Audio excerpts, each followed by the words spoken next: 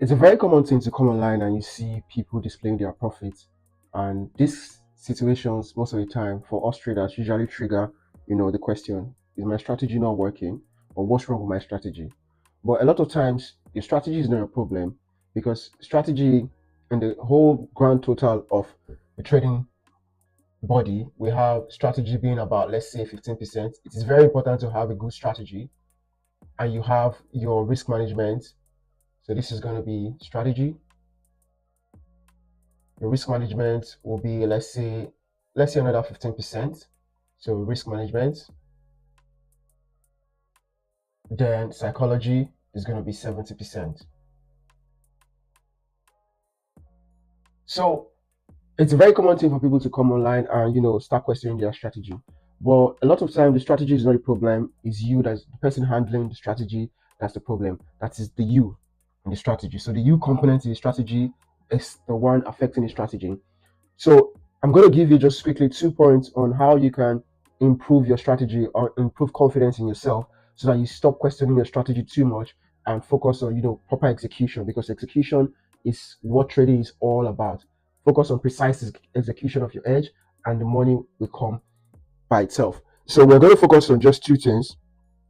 We're going to focus on your stop loss, and we're going to focus on position sizing. So stop loss, one, stop loss, two, position sizing.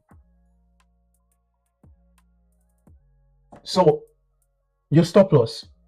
Most of the time, traders, when they're about to take a trade or when they take a trade, they are looking for like the most tightest of stop loss. They say, oh, it's a very risky trade, so I'm going to put my stop loss tight. Let's say, yeah, this is a double top here, and you're trying to sell from here, so you're putting your stop loss right above here. So you're going to call, most traders call it a very risky trade. So I'll put my stop loss as tight as possible so that I can maximize my gain.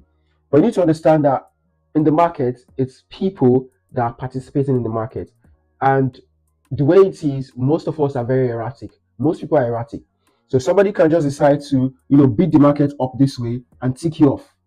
The market is still originally going to play its way down. It would have stopped you out unnecessarily. So that adds to, the amount of losses you have.